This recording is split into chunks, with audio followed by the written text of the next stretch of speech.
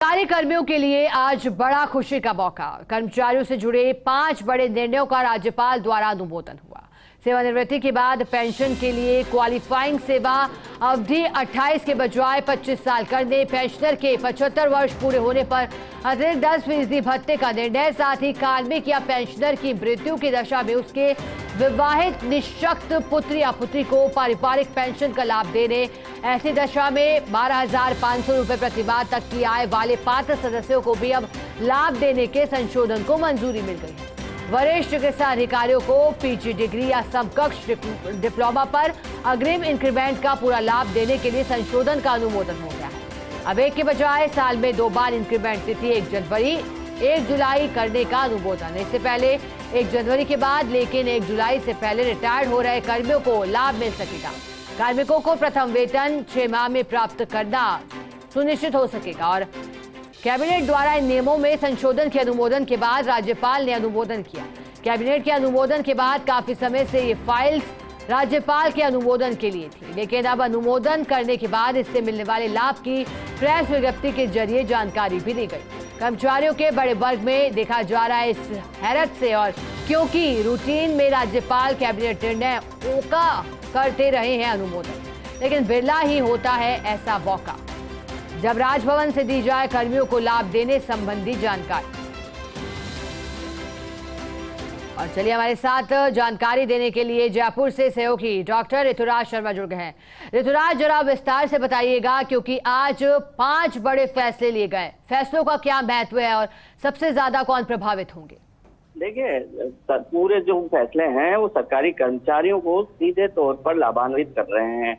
सबसे बड़ी बात तो यह है कि जो एफडी मतलब वित्त विभाग और कार्मिक विभाग ने काफी समय से प्रस्ताव बना के रखे थे, और जो मुख्यमंत्री की बजट घोषणा थी उसके अनुरूप ये प्रस्ताव बनाए गए थे।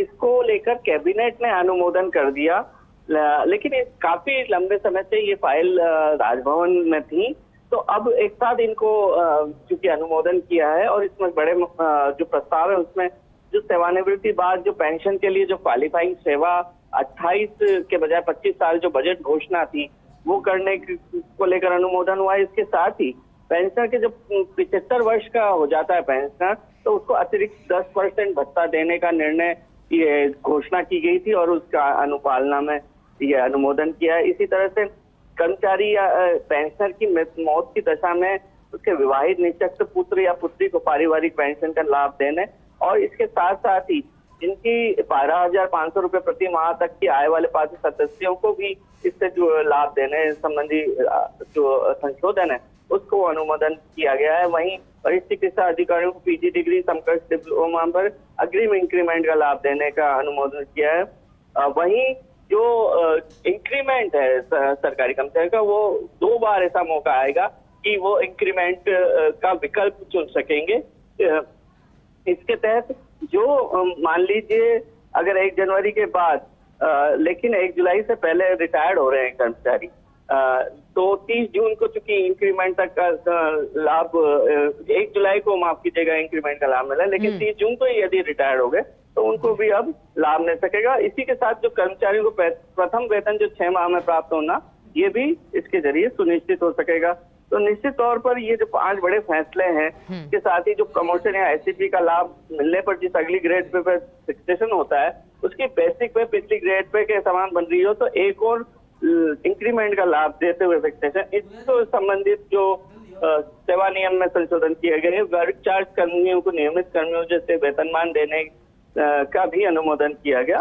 तो ये तमाम कर्मचारियों में इसको लेकर खुशी की लहर है, और कर्मचारी नेता इसको लेकर आभार जता रहे हैं। बिल्कुल ऋतुराज, इन 5 बड़े निर्णयों के बाद कर्मचारियों में खुशी का माहौल भी देखा जा रहा है। बहुत शुक्रिया आपका मैसेज जुड़ने के लिए और जानकारी देने के लिए।